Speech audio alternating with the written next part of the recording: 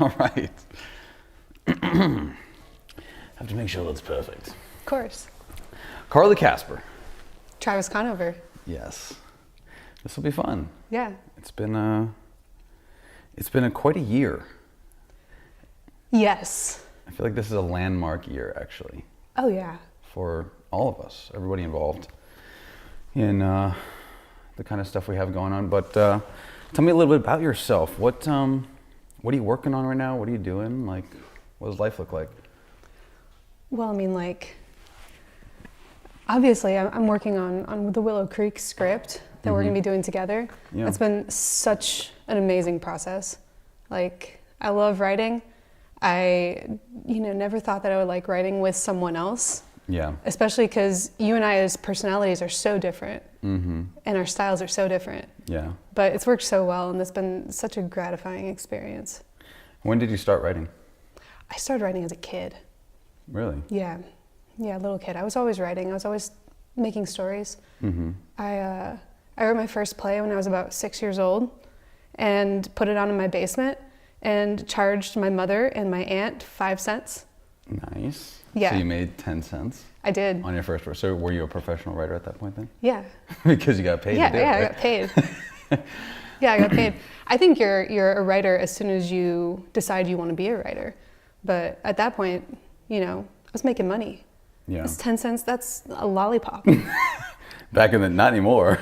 Yeah. I feel like inflation. In 1997, it was a lollipop. I feel like inflation has ruined that.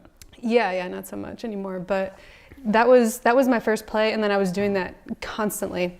When I was in middle school, I had this comic book that I would put out about, it was called The Adventures of Jack and Irwin. And Irwin was this kickball, a sentient kickball, who liked to skateboard. And Jack was this alien who had come down and inhabited the body of an old man and was pretending to be human as a research experiment. See, this is why you have to be on the podcast. Because nobody else has given me a story about a sentient volleyball. Kickball, sorry. Yeah, sentient kickball who skateboarded. That's impressive considering no propulsion method. Yeah. How did that work? He had feet. Yeah, I mean, he was. Okay. Yeah, he had feet and arms. Yeah, he wasn't just like rolling around like BB-8. No, he had feet and arms. That's what I picture because I'm so literal. Yeah, no, he had feet and arms, and he always had a backwards baseball hat.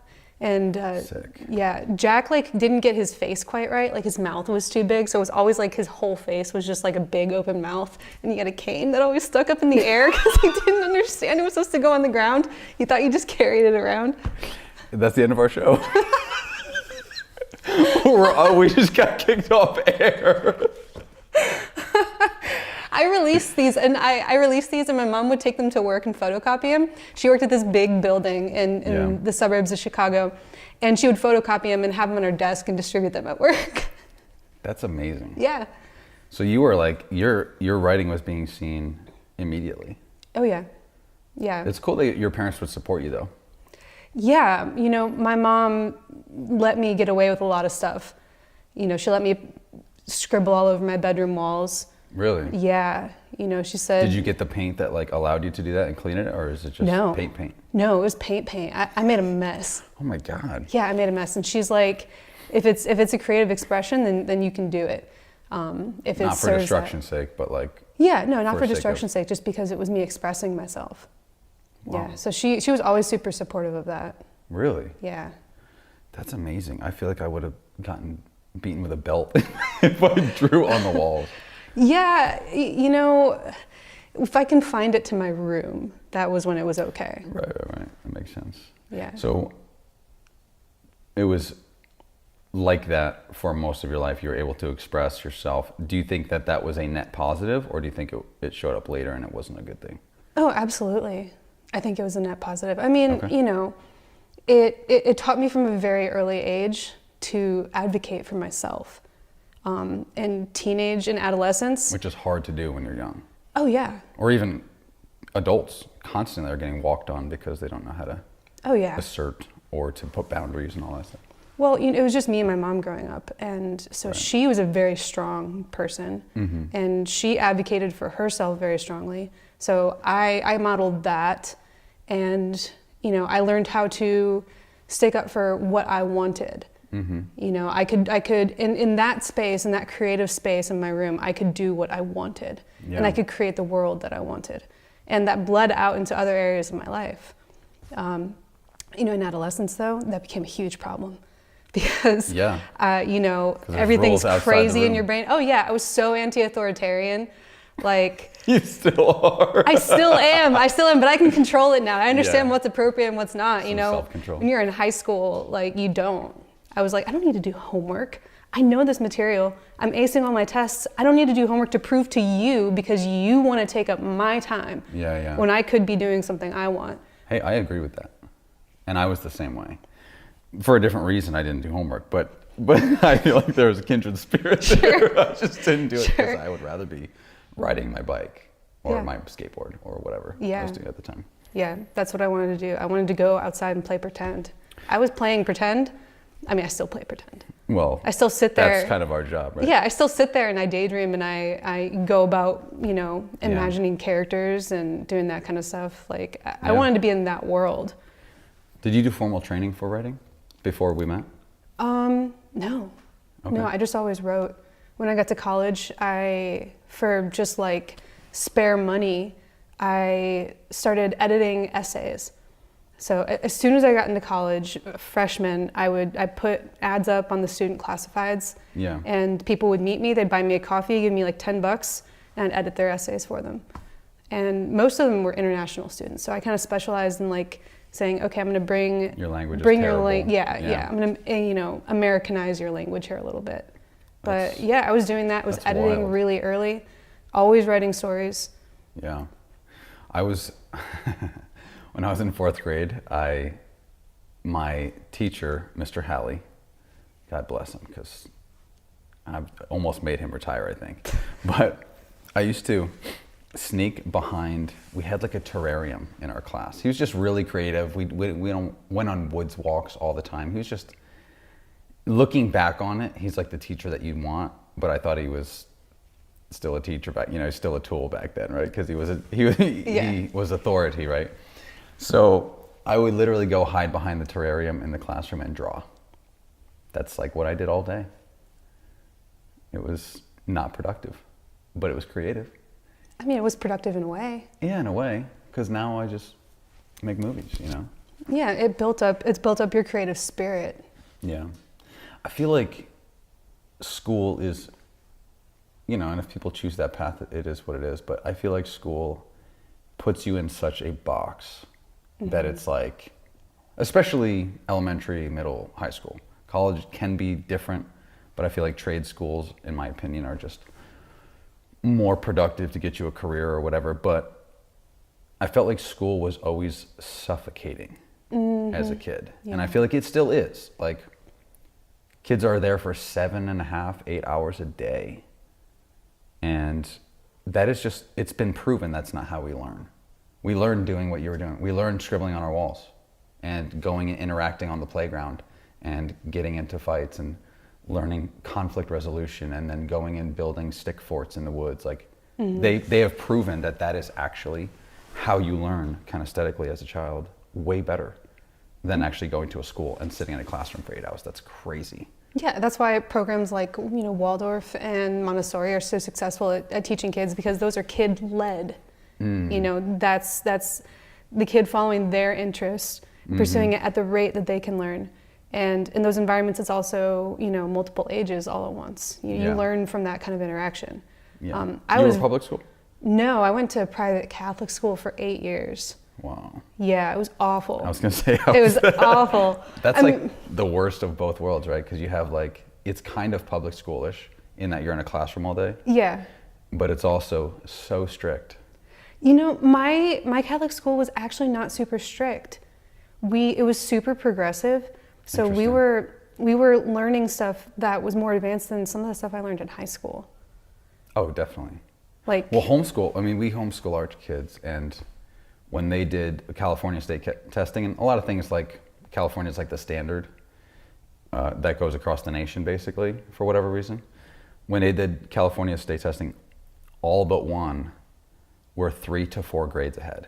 And they were like, you know, people are complaining, well, they're homeschooled, they're not going to be caught up to the level of the kids in public school. I'm like, excuse me?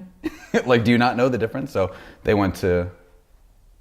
did that testing, and they just shined above everybody else, or, you know, above their grade level. I shouldn't say everybody else, but above their grade level. And they do school like 1 day a week.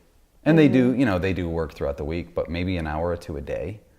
And they learn it so much faster than it's taught in public school, because the way that they do it, like classical conversations, they do it in like song. A lot of things are in song or in rhyme, instead of just reading it from a textbook and putting it on a chalkboard. That's just not the way people learn. Well, and you know, with homeschooling, you can tailor it to the child too. That's another thing that's an advantage, right? So you can actually get on their level, but when you're in a classroom, you got 30 people, you just don't have the time to do that, or the time's not made. Right. Yeah. Right. I mean, it's hard when you've got a big class and you're cycling so many people through. Yeah. And you have to meet certain things, and you know, as a teacher, your job's on the line for that. Totally. You know, when I was young, I was always ahead of the rest of my peers. Like, yeah, I refused to do homework, so I got, you know, not great grades. Yeah. But I was always ahead on testing and in just knowledge. And so I think I was bored a lot. And I really credit that with, you know, my mom couldn't afford childcare for the majority of my youth. And my school was right next to the public library. So after school, I would walk over to the public library and I would sit there until it closed at 7 p.m. Wow. And she would come pick me up when she would get off of work. It's a long day. Yeah, so I would sit in the library and I just read. And I remember the day that I stopped reading the kids section, like upstairs, and I walked downstairs and I started picking up science books. Wow. From the adult section. And, you know, that I was able to kind of have that experience of following my own interests at my own pace. Yeah. I just sat there and read. Yeah. So like I got that experience of being able to, you know, intellectually engage myself beyond my grade level. Yeah. I missed out on other things like socialization. Right. But that's the biggest struggle with homeschool. Is that, like, you know, they go to a co-op once a week, but socialization is limited, you know, so you got to find extracurriculars, you got to find ways to do that. I mean, it depends on the kid too. You could be like me. I went to school 5 days a week and I never socialized properly. Well, you know, from what I've heard from all like the human studies, social study, you know, whatever, the psychology and stuff like that, one thing that I got out of it, and you know, is that you learn how to treat yourself from your mom, and you learn how to socialize from your dad. So if you are missing that connection, you know, if anyone's missing that connection as they grow up, it can stunt them socially. Yeah. And looking back on, knowing that now and not knowing it obviously when I was a kid, I talk to people so much like my dad, it's scary. I say and do things and I'm like, oh my God, that was 100% my dad. Even the way that I'll walk up into a conversation or walk up into a place where there's people, I walk like him. And I'm like, dude, which is not a bad thing. My dad was really good at socializing. So yes? Is that the right word? Socializing, yeah. Yeah, okay. I don't know why. For some reason, I thought that was the wrong word. But I'm good at it, but my dad was really good at it. So that makes sense. Makes sense that it would be, you know, a little more difficult for you growing up. Yeah. You know, I wanted so desperately to be part of the crowd, part of the group. So I really wanted to be in that, like have a lot of people, because I was an only child. And I was just lonely, you know. That's part of why I fell into this fantasy world as such an escape of being around other people and being in a different life. But I didn't know how to socialize, and I became a very astute observer of human behavior and how people act and the way that they carry themselves and the way that they move and how they're responding to things. Wow. And I think that is what made me such a good writer. Yeah. Because I had to so closely observe people and I would try to mimic that, you know, try to be like them.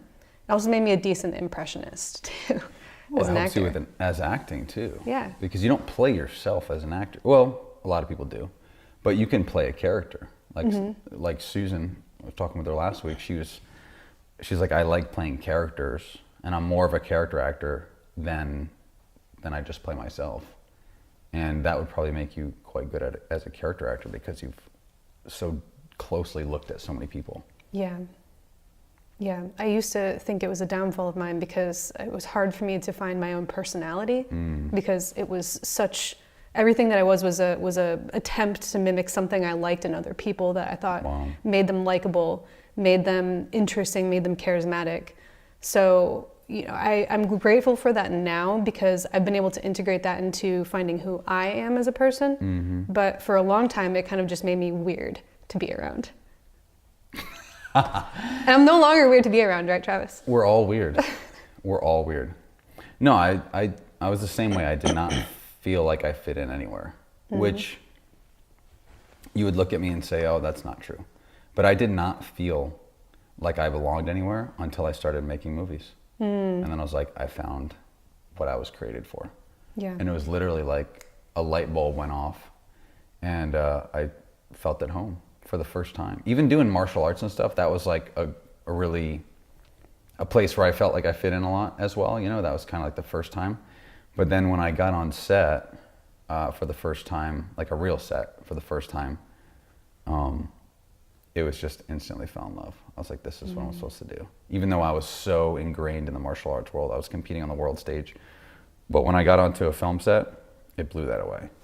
There's a performance aspect to martial arts. Totally. And I love that. Love that about it. Yeah. Teaching's like that too. I always wanted to be a teacher. And really, it's this idea of being in front of people and having something to offer and they want it.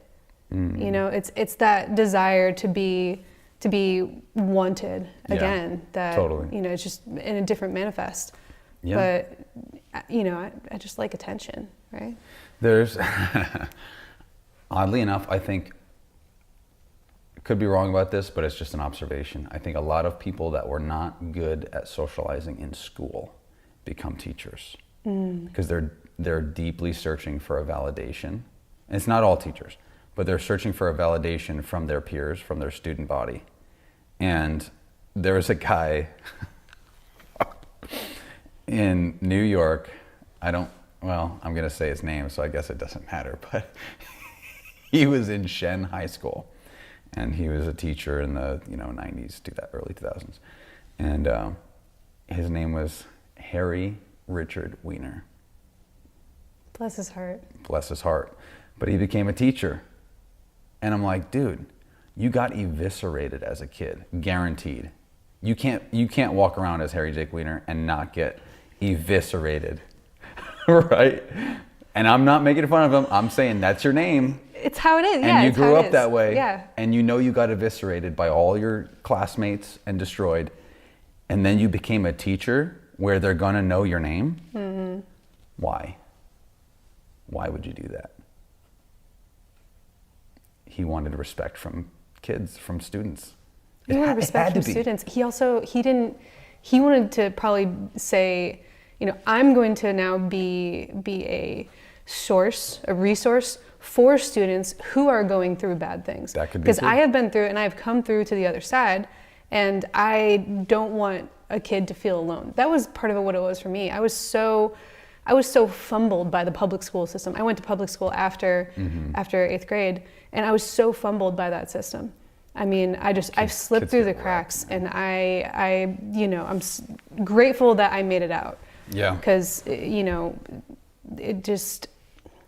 failed me. Yeah. And there were a couple of Fails a lot of teachers kids. that I credit them with getting me through it, with making me a better person, with keeping me on the right track and out of trouble. So part of why I wanted to be a teacher, I mean, I joke, I want attention, I want that respect, but Yeah. I didn't want anybody to go through what I went through without a resource, because that resource saved me. Yeah. And that's very much my motivation for creating as well. You know, I believe that books, music, television, movies, I believe that it can save lives, not just by reaching into an individual and saying this is you're not the only person who went through this. Like, you can see yourself represented on the screen, but also I can reach in and I can make you think, and I can make you empathize with people who are entirely unlike you, and that improves the human condition. So that's my motivation for wanting to create, because there were things that reached me and just seismically shifted my life and made me feel less alone, made me feel like a person, taught me how to be. Wow, I like that. So we've talked about writing a little bit, but obviously you're a skilled actor. You've been doing that for a long time as well.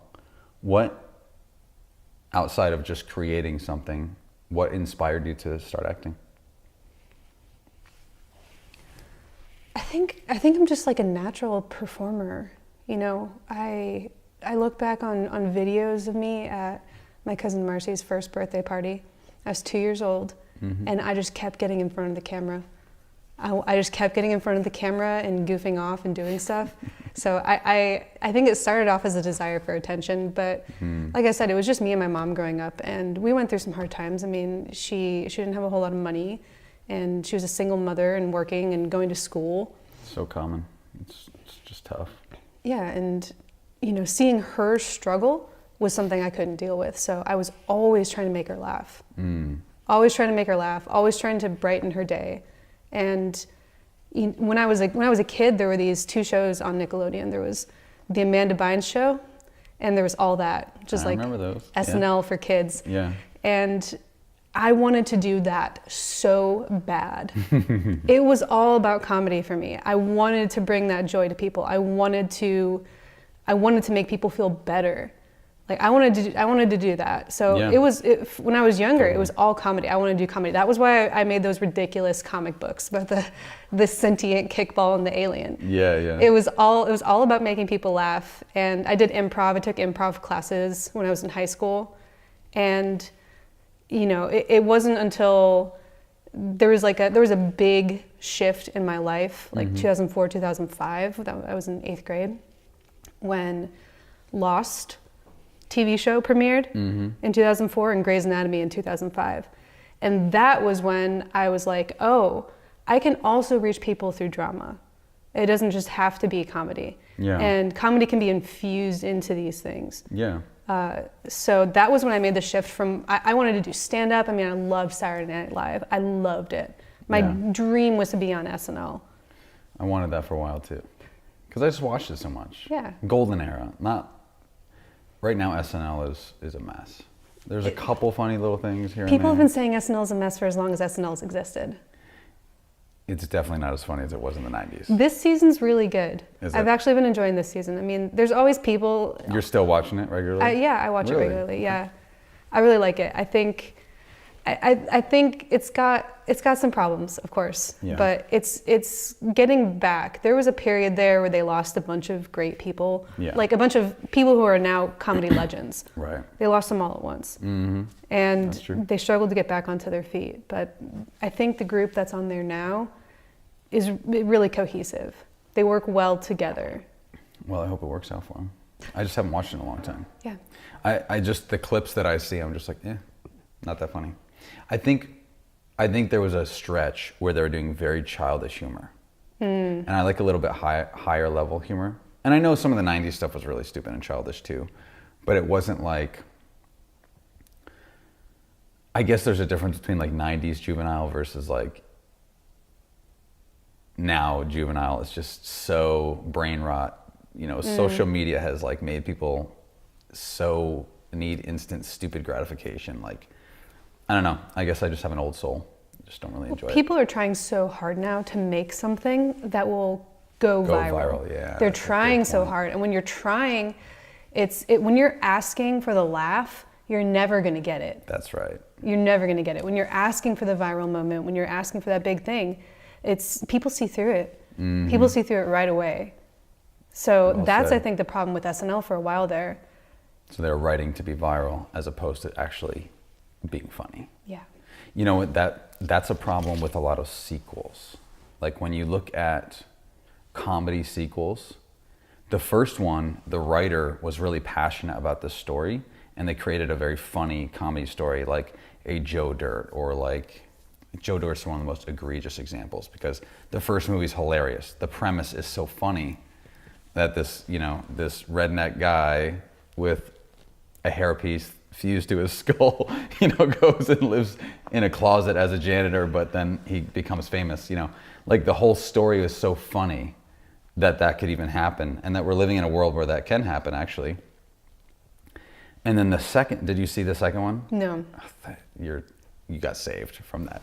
But the second one, I swear to you, and I apologize to my viewers because you're going to lose some brain cells right now. They do a bit where everybody in the construction company that he works for, I hate this so much. Everyone in the construction company farts in his face. And it's a 10-minute bit. And that's when I turned it off. It's too long. It was unbelievable. If one person walked by and did it, that'd be like maybe funny childish humor. Everybody walks up and farts in the guy's face. Can you even imagine being David Spade? And I know they're not really doing it, but can you imagine faking that for that long? I couldn't imagine committing to that. It's not even funny. It's not funny. One person may be doing it in passing, and then a one-liner might be funny. But that movie jumped the shark so hard. I've never seen anything so bad. And I noticed that there was a trend for a long time, like you're saying. The movie was just set up a joke we think might be funny, and then commit to it. Like barely commit to it. Set up a joke, commit. Set up a joke. There was no real plot. The movie didn't go anywhere. It's like Happy Gilmore was a perfect comedy movie because the premise was hilarious. Most of Adam Sandler's stuff now is set up a joke, crappy joke. Set up a joke, crappy joke. There's no real story. There's no real plot. That's why Grown Ups did so well, because it was actually a funny premise. And all those guys kind of got back together and it was really funny. But there was a purpose to it. It was actually like a family-driven story, and it had a lot of heart. But most of the stuff that's going on right now, comedy-wise, is just really bad setup for a joke, bad joke. It's like people forgot that how to write comedy. Totally. That it's about a story. There's got to be a story underneath it. Yes. It has to drive. The jokes come out of natural, extraordinary situations that are like Meet the Family. Like the situation has to be funny. The whole thing has to be funny. I think that comedy, even more than drama, has the ability to teach us about ourselves, to get across a message, and to affect change. Yeah. Because it's really hard to deal with certain issues. And it's really hard to change your mind about stuff and change your perspective. And a lot of times the things that keep us stuck are the most incredibly human things. And they're the most ridiculous and irrational, because humans are super irrational, especially when it comes to our emotions are irrational. Yeah. They're the exact opposite of logical thinking. Right. So comedy can poke at those things and can make you see how irrational they are, and make you see that it's not that serious. Yeah. We're here on this earth to be joyful. Right. And I think that as because of that, comedy can do so much more for us than drama in a lot of ways. Mm-hmm. And because we've lost that part of comedy, we've lost that spirit, the ethos behind it, we're all suffering as a result. Do you feel like, well, there's a lot that I could ask out of that or say out of that. Let me ask that first. Do you feel like comedy has been lost in political correctness recently? I think very much so. Yeah. Yeah, I think I look at like someone like Dave Chappelle. He's not politically correct at all, but he's not out there telling jokes. I call it clapter. He just kind of says something and people just like, oh yeah, you're so yourself, Dave, you keep being you. And that's great, but there's no joke in there. He's not even like a great philosophical thinker. I mean, some comedians... Very arbitrary, funny stories. Yeah. I mean, somebody like Bill Burr, who also pushes the limits on comedy. Yeah. He pokes at people, and he makes you think. Mm-hmm. And he doesn't get clapper. He gets actual laughs because he's actually funny, just like as a person. Yeah, and he's yeah. very much in the same vein as Dave Chappelle, where he just tells funny stories. Mm-hmm. He's not a strong joke writer, but Right. he's just funny the way he is, and he gets laughs. Yeah. Well, he's so freaking animated, and he's just so frustrated and excitable all the time. Like everything, he'll piss himself off talking about something. And that's just people from Boston. People from Boston they've got that. Different breed, man. They're a different breed. Yeah. Yeah. It's like Italians. You know, there's a fearlessness there. Yeah. You know, and if you've been around Italian people and Italian families, they're brutal, man. It's hilarious, though. It's brutal. Well, it's the fearlessness. Yeah. You know, it's you have to be fearless to be funny. Mm-hmm. You have to be able to play the fool. Yeah. Well, yeah, I think comedy, I think it's starting to resurge a little bit. I think people are getting sick of political correctness. Thank God. And I'm hoping that comedy makes, you know, a good comeback. I think we've been missing out on good comedy. There's a couple out there that are doing it right. Sebastian Maniscalco, I don't know if you've ever seen him. He had some really funny stand-ups for a while. His last one was okay, but in the beginning of his career, it was really freaking funny. But like, there's some guys out there that are doing a really good job, and some gals out there doing a really good job. Kill Tony has kind of brought like a lot of people back into the sphere of I don't care what people think about what I say. I'm just going to say whatever the hell I want. Sure. Which is a good thing. Like comedy should not have a muzzle on it. Like people should not have a muzzle when they get on stage to share their opinions. And like, it's just like anything else in a free market society. You vote with your dollar. If you don't like what they're saying, don't go see them. But don't muzzle them. Let them say it. But I'm not going to support somebody who's telling jokes that I don't like or that I don't think are funny. You know what I mean? Mm-hmm. So like, let them get weeded out if they're not good, or if what they're saying doesn't resonate with people. Let them disappear because no one is going to see them. And if they're really freaking funny, even if it's offensive, they'll make money, they'll be seen, and they'll grow virally, right? That's kind of my opinion on comedy. It's just like no holds barred. And you can say what you want without punching down. I Totally. think that's the issue. That's a good point. Is that a lot of people who try to go out there and shock you, or try to go out there and their whole shtick is that I say what I want and I don't care about offending everybody, is that they're punching down. Yeah. And that doesn't feel good for a lot of people. Yeah. You know, that doesn't appeal to me. You can say what you want, and you can not be performatively politically correct without doing that. Look at like Seinfeld show. Like his comedy is one thing, but the Seinfeld show, Larry David, all that kind of stuff, good. there's nothing political about it. No. There's no punching down, and it's hilarious. I mean, the Seinfeld show, that's a classic. That's going to be forever. One of the most watched shows. At the time, it was by far the most watched show. I mean, nothing was even close to that. I think they said 25 million primetime or something like that. They got insane numbers. That's insane numbers. I could be wrong about that. I don't know how many it was, but they did Frickin'. insane numbers. I know that I remember watching the finale live with my mom. Mm-hmm. Like we would always watch that show. Yeah. Another super influential thing to me. And the thing that Seinfeld taught me was that you should be punching yourself more than you should be punching anyone else. Whether you're punching up or down, you should really just be punching yourself. 1998. Yeah, I mean, self-deprecation is a great form of comedy. It's a good way to get in the door. And then you can make fun of other people too, but you really just need to be humble. And okay. The finale. Okay, this is the finale, so maybe I was right around 25 million. The finale of Seinfeld had 73 million congruent viewers. Wow.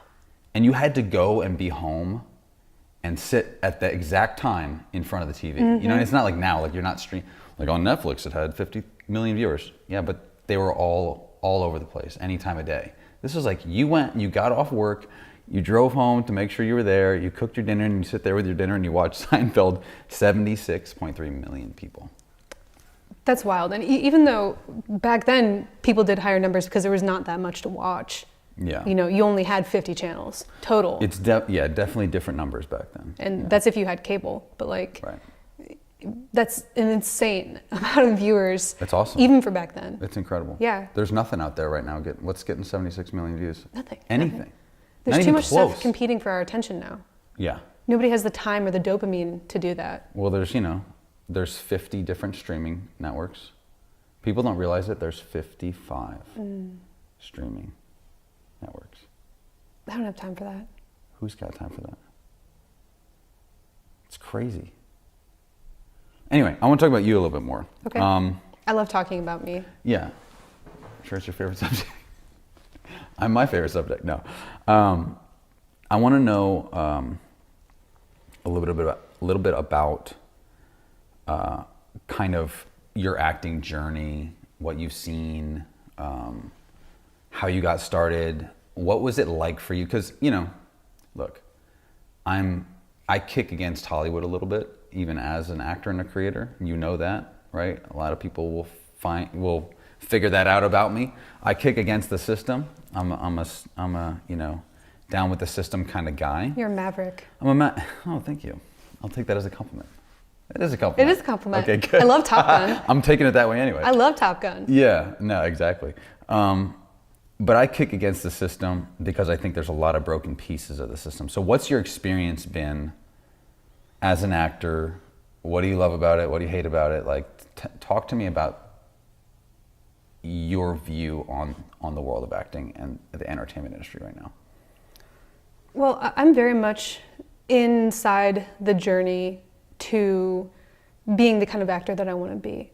I'm not necessarily there yet, and I don't think that that's a bad thing. You have to go through. You mean like your skill level, or Yes. do you mean like where you are in like the stardom, the range of stardom? Both. Okay. Both. Okay. So I think that there has to be a journey to getting to a place where you feel like I'm delivering the thing that I want to deliver. Yeah. That doesn't mean that it's perfect. That doesn't mean there's no room to grow. But I'm not in the stage yet where I feel like I'm doing that. The product isn't finished yet. I'm still cooking. Yeah, yeah. And during that time, I'm looking for work. I'm auditioning for things. I'm submitting for things. Yeah. And I'm not necessarily getting them. And that's not necessarily bad either. You know, I'm going out and I'm working and I'm doing my own work.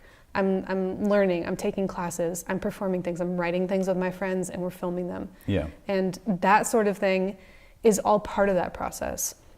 And I think it's beautiful. I think there's a lot of voices that aren't being heard because they're still cooking and because they don't have an in that gets them in to a studio or gets them onto a production while they're still learning. So like for people like me, I don't have any connections really. I mean, I'm not a nepotism baby. I don't have people in the industry. Yeah, you weren't born an Eastwood or something. No. And you know, I have to get there on my own merits, and I'm building those merits. Yeah. So I'm not upset that it hasn't happened for me, you know, where I'm able to support myself solely on my acting and my writing. It's coming. Yeah.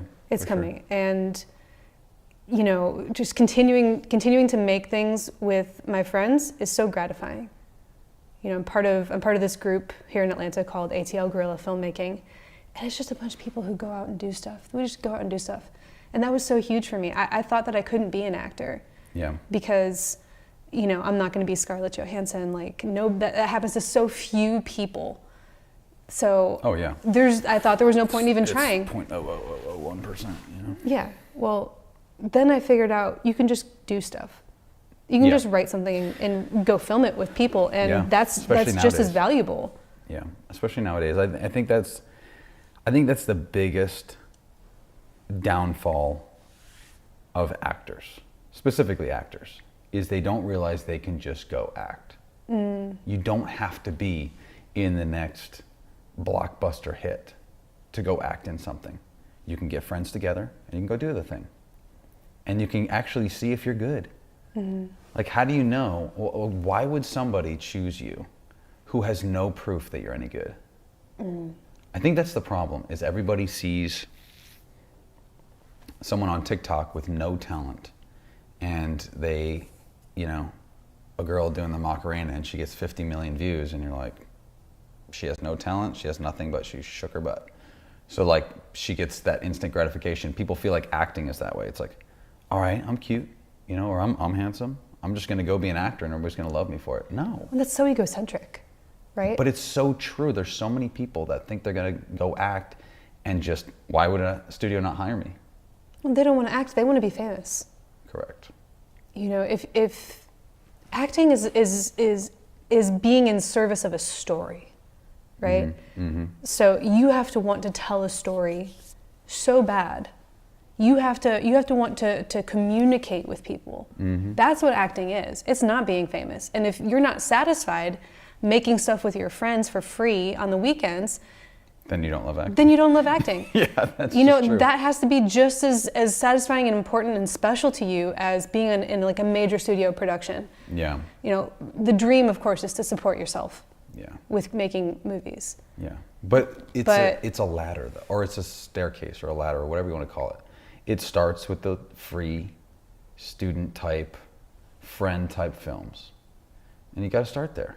You have I to. feel like in the current system, the way that things are operating right now, that is how you have to start. Mm-hmm. And I think a lot of people miss that. A lot of people don't love acting enough to just go do the thing. Mm-hmm. And I think the ones that do, you know, outside of just the 0.0001% who get really lucky and, you know, land something really big just because they got the perfect look for it or whatever, outside of those very, very few, literally that you can count on, you know, your hands and feet, it's a ladder. You got to start somewhere. And people just think that they're going to jump from 0 to 100, and it just doesn't happen. Well, and again, it's egocentric. Yeah.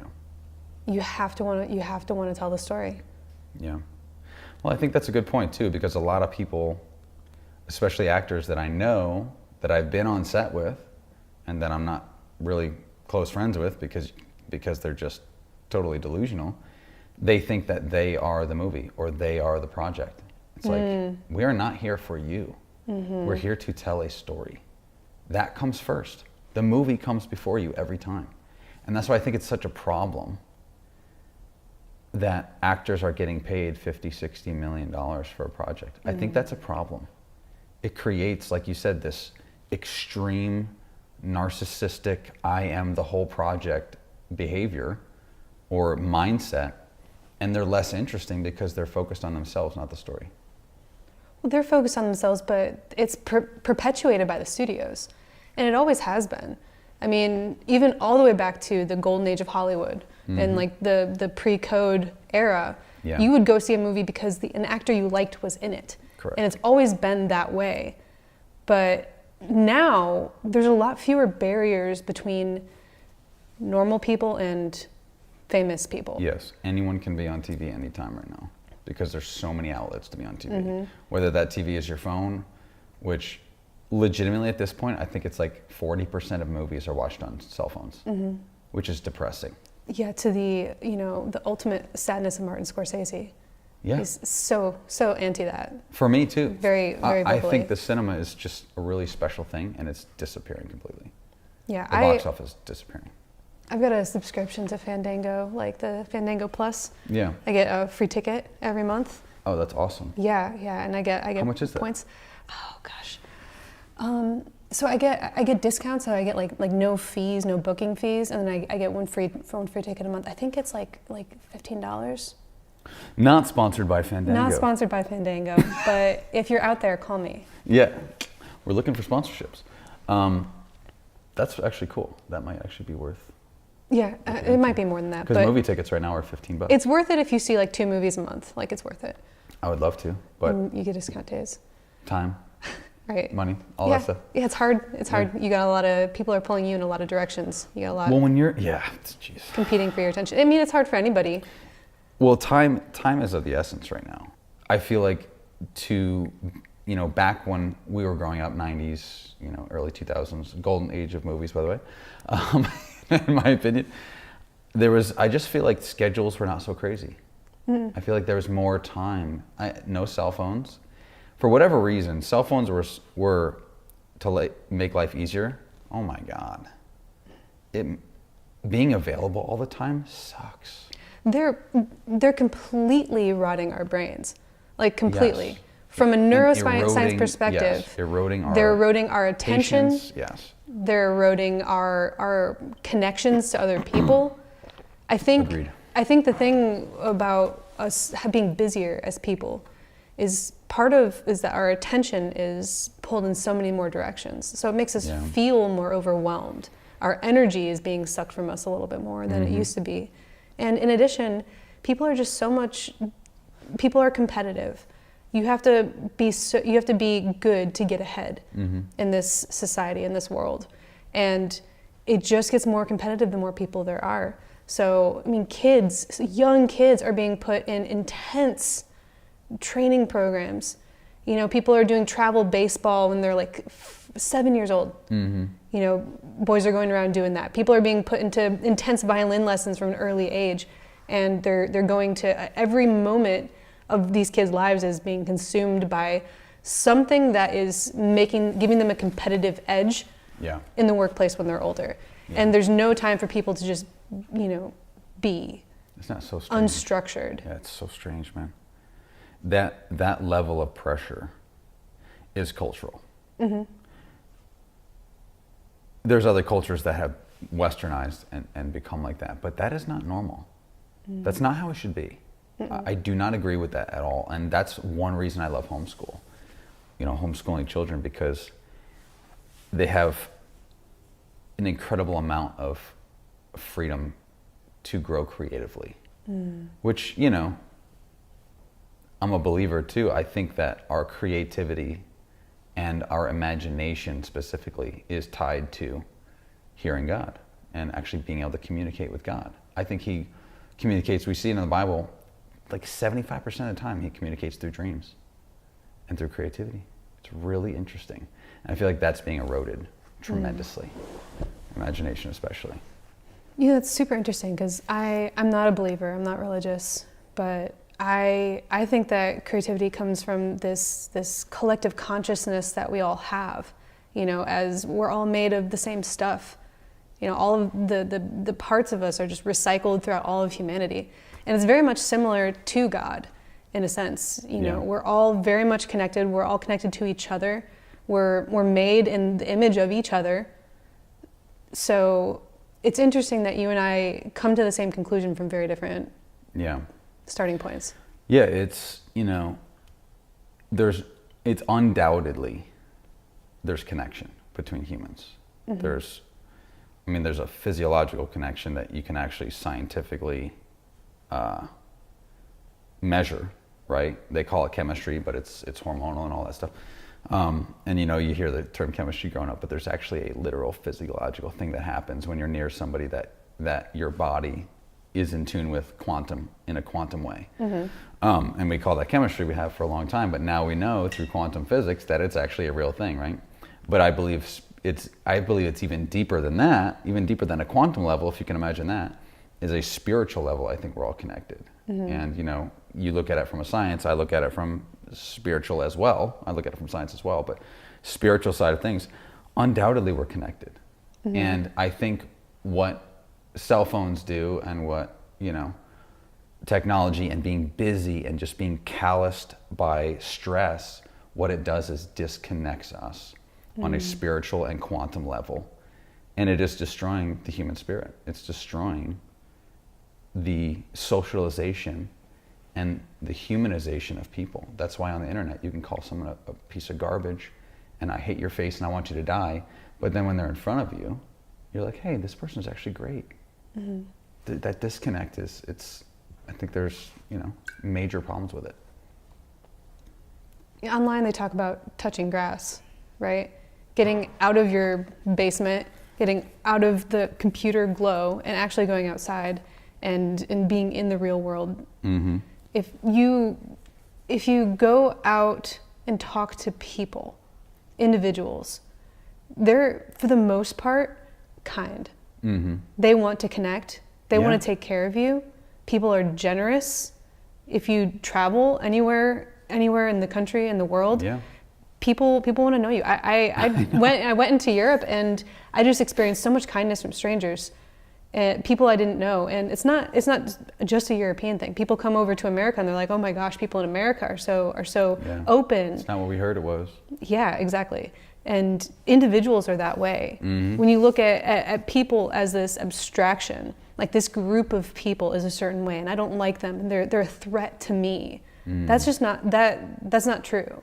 Yeah. Because each of those individuals, if you talked to them, they would understand you, and you would understand them, and it would be a positive experience for the most part. I mean, you're always going to meet, a butthole, but from time to time, you'll find one. You'll find a butthole once in a while. Yeah, for sure. But for the most part, people are great, and they long for connection. It's so human. Mm-hmm. We like biologically going back into the time when we were in hunter-gatherer tribes. Mm-hmm. You had to be cohesive with them in order to survive. Yeah. And that connection, whether it's like familial connection or social connection, was safety. Yeah. And that's so ingrained in us, and it still is. And I think that desire for human connection inherently drives just about everything that we do. Yeah. Yeah, no, it's all good points, I just think we've come a long way technologically in a short amount of time, and we're just trying to figure out how to deal with it, Yeah. And I think there's a lot of good things that have come from it. One of them is, maybe we could talk about it for a little bit. One of them is kind of like the new way of filmmaking that we're working on. Yeah. And kind of developing, people can, with a very, or I shouldn't say very, but relatively inexpensive equipment, can make very beautiful things. Yeah, it's so much more accessible. So much more accessible, and that's thanks to technology, right? Mm-hmm. So tell me about your experience as far as the problems that you see in Hollywood, and then kind of what you see that we're doing that might be different. I think the problems that I see in Hollywood are very much tied into the same problems with social media, the same problems with the phones. It's people that are hacking our brain chemistry and harvesting it for money, essentially. They want to keep the dopamine flowing because that rewards us. And when they give us something, when they give the character callback, when they have Captain America say his iconic line, we're like, yes, that's great. It makes me feel good. Just member berries. Yeah, member berries, but that makes us feel good, and that makes us want to go keep seeing that stuff. Yeah. And so when these reboots come out, and it reminds us of how good we felt when we first saw it, and we get to see these callbacks and these things, it's an infusion of dopamine. And because we're getting so much of that from social media, you're scrolling, and every once in a while, boring, oh yeah, that's great, okay, boring. Wow. We're being conditioned to seek that dopamine. And as we're seeking it, we're becoming desensitized to it. So we need more and more and more. And these studios have such formulaic, approaches to getting that attention, grabbing our attention. And it's all done in boardrooms. It's not done for creativity. It's done for, to get money. And it is show business. Yeah. It's the entertainment business. You have to make money. That's part of it's part of the society we live in. But it's not. They're trying to make something to capitalize on people. They're not making something to reach people, to communicate something, to bring something into the world. Yeah. And so with independent filmmaking, and especially with what we're doing, we're telling a story. We're achieving something. Yeah. And we're doing something very human. And I think people are starved for that. Yeah. People want something that's going to touch them. Mm-hmm. And of course we want to make money, but we're not doing this to make money. We're not doing this, we're not making formulaic decisions. Yeah, money will be a side effect of making good stuff. Yeah, I mean, like, look at A24. A24 is out there doing all original content. They're doing experimental content. Experimental, and it's great. And people love them, and they're successful. Yeah. Well, I was just talking with my sons yesterday about that. Just the fact that A24 is winning, and everybody else is losing. And what brought it up was there's a new movie, the unicorn movie. What is it? Yeah, when they killing of hit a it with a unicorn car. or something. Yeah, yeah, yeah. Yeah, Death of a Unicorn. Yeah. Maybe something like that. How? Let me put it this way: studios would never do that. No, it's such It's a too dumb risky. thing. It's so dumb. Too risky for them. Yeah. But A24, that movie is going to crush. It's one of the few movies I feel like is going to crush. It looks so unique. It looks so absurd that I think it's going to do well. And I hope it's it does. interesting, right? Right. It's interesting. You don't see something like that. And a lot of these A24 movies, I see the trailer and I'm like, what are you thinking? This is so weird. But you go see it and it opens up a different world for you because it's something unlike anything else. I think that's what we're doing. We're making something unlike anything else. Yeah, I agree. And I think that's why it's going to resonate with people. But it's not only, you brought up a great point, and it's one of many problems. The formulaic rinse and repeat, this feels safe to us because we're going to get the dopamine hit. That's one issue. The other issue is there's so many, like behind the camera things that are a big problem too, like the way people get paid or not paid, for goodness sake. Technology, and that's another thing technology has made so much more difficult, is the way people are not receiving residuals because streaming. Basically, when if people don't know, when movies went to streaming platforms like Netflix and Prime and Hulu and all these streaming platforms, Disney Plus, they stopped paying residuals almost entirely because they're saying, well, we're not getting paid. We're not getting paid from a studio like we used to, or from cable TV like we used to, and we're box office numbers are down and all this stuff, and it's harder to track or whatever. And so people just are not getting residuals, and they're just getting kind of shoved to the side and thrown under the bus here with residuals. Like the most egregious example I'd use is Mark D'Alessandro. I don't know if you met him, but he was Sylvester Stallone's stuntman for 40 years, and he's been in like 170 movies. Guy's a legend. He was Rambo, he was Demolition Man, he was The Specialist, he was every iconic character that Sylvester Stallone played for 40 years. All the way from like Rambo 1 or 2. Like, he's the guy that jumped off the cliff and went into the trees. He's the guy that bungee jumped out of a helicopter. He's the one that jumped off a dam in The Specialist. Like, he's the guy. Like, he's the guy. It's not Stallone. Stallone's not doing this stuff. You can pause it because they didn't digitally replace faces back then. They just did a wide shot. You can pause movies now and see Mark D'Alessandro's face as Stallone so clearly because of HD. But back then they just had those square TVs and you couldn't see anything. Now you can see. You're like, oh, there's Mark, and he's the guy. And he's 60 years old now. He has to work construction because he gets no residuals. The dude put his life on his line 100 times, more than 100 times. And he does not make enough residuals to retire. That's broken. That is a broken system. And there's so many issues with the film industry. So I feel like, the new way where people, and I think the biggest problem with Netflix, to just finish that thought, I think the biggest problem with Netflix and all these streaming places is that they don't own the content. So they can't afford to pay residuals, possibly. Maybe that is the problem. Maybe they can't afford it because they're leasing other people's content as opposed to making it. Somebody's getting paid off of that. And it's not the people making the thing. It's the studio. But studios wouldn't do it if it wasn't making them money. It's the studio. They wouldn't. Well, let's look up Netflix. I know I don't want to crap on Netflix exclusively, but Oh, crap on Netflix. yeah, Netflix monthly. I mean, we talk about being in service of the story, right? As creators, as actors, I mean, we want to serve the story, we want to connect people, but everybody deserves to get paid for their work. Somebody is always making money, and it doesn't feel right to me that it should be going to people in a boardroom who make our jobs more difficult. All right, let's look at how many. You do have to make a living. You have to pay for all those acting classes, all those cameras, all those lenses. All right, how much is a Netflix subscription? You have Netflix? Yeah, it's like $17 a month.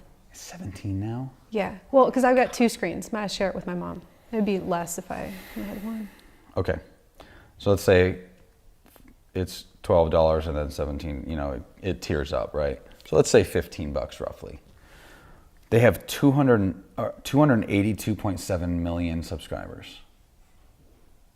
It's got to be global. That's astronomical amounts. That's got to be global. Yes, but it's the same price basically everywhere.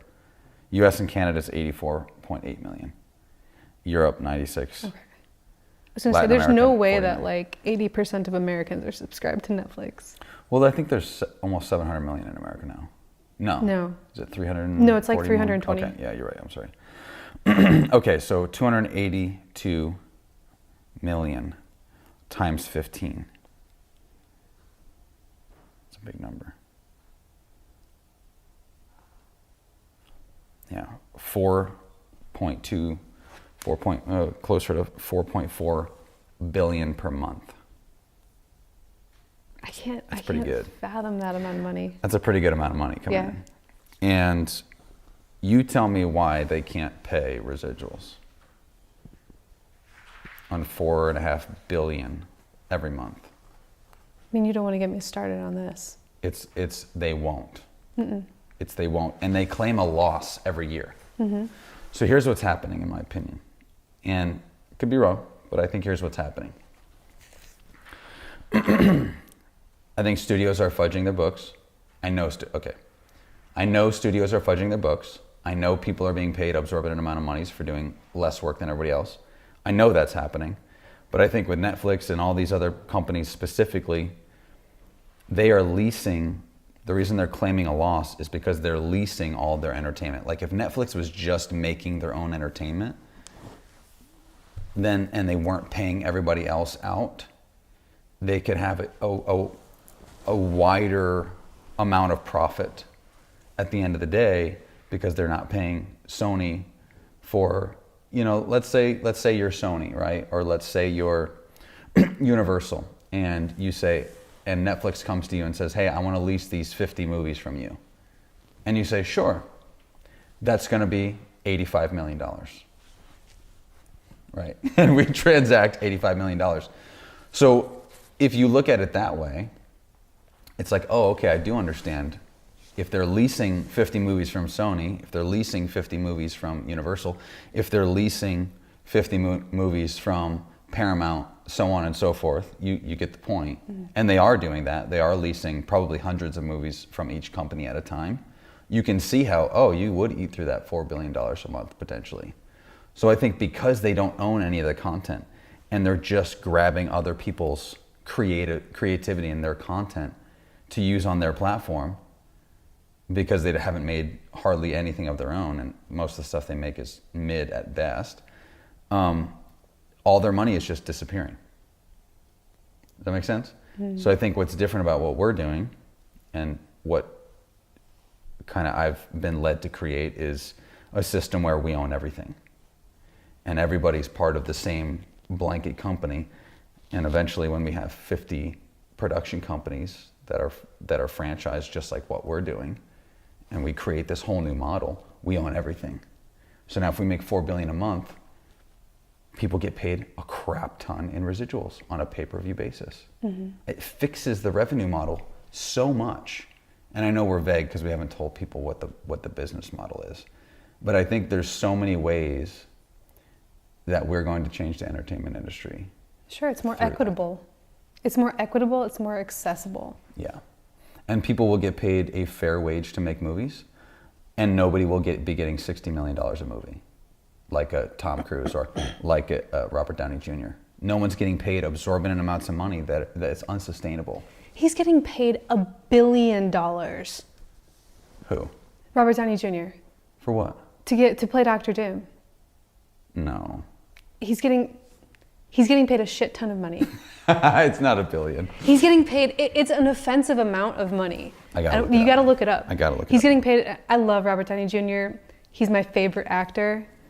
I love him. However, nobody wants to see more Marvel, even if Robert Downey Jr. is in it. I say that, but I'm gonna go see it. But nobody wants that from an artistic standpoint. People are so tired of it. And they're so tired of these high-paid actors. 100 million. 100 million. Oh, God. $100 million to play a character nobody cares about. Nobody In a cares franchise people are tired of. Nobody cares about him. It's unsuccessful now. This is another problem that I have with this. The Marvel I see as is one of the downfalls of the entertainment industry. Mm-hmm. Marvel poisoned the entertainment industry more than pretty much anything else. Because Iron Man was so successful, because the formula was so good, because Robert Downey Jr. was perfect, because Jon Favreau is an excellent director. The chemistry there was great. It was the timing, all of it.